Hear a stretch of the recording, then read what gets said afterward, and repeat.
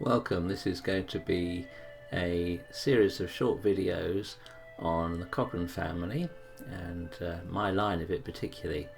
Later on we'll probably do one for Elaine and the Lovell side of the family, but to start with we'll work on the Coggans, and we have to go back to the mists of time to find out when the Coggan family started and what's happened to them since.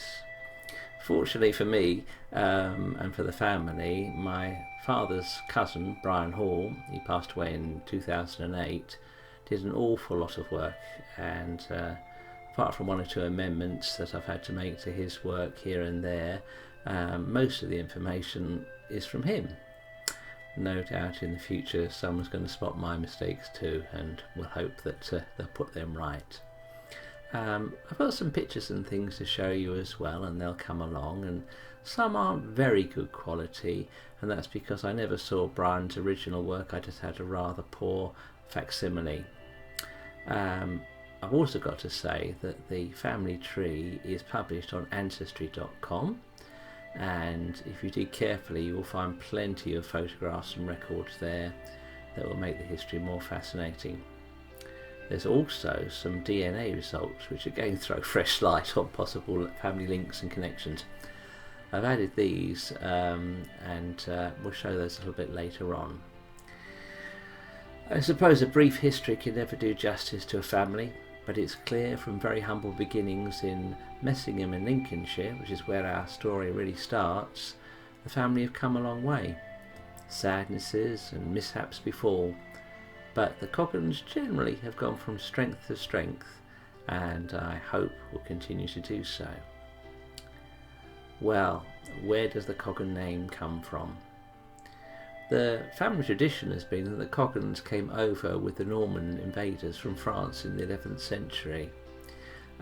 This was my great aunt Nan, I think, who said this.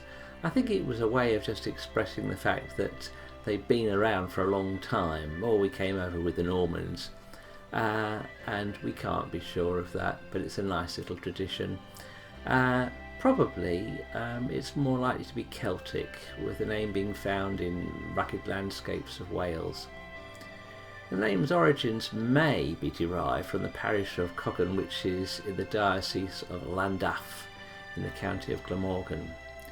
The surname belongs to the category of inhabitants' names, which were derived from pre-existing names of towns, villages, parishes and farmsteads.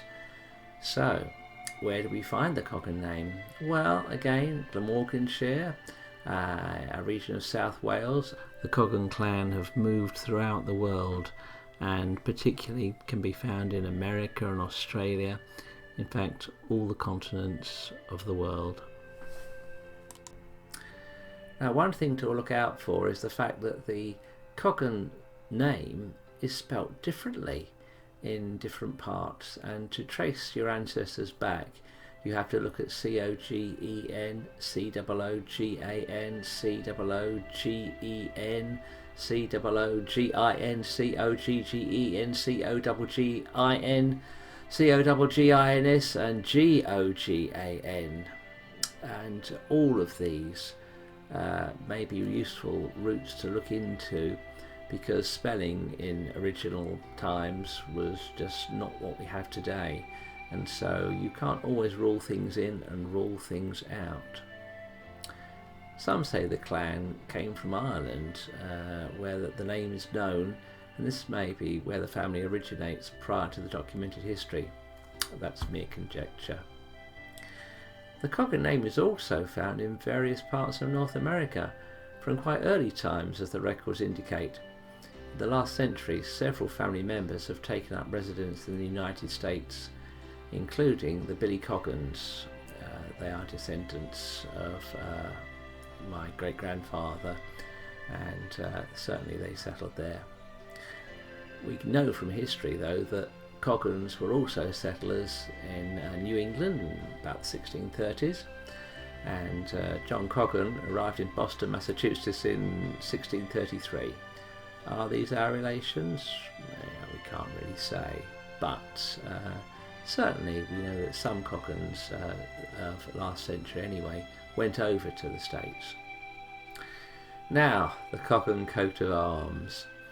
A coat of arms is not given to a family, it's given to a person.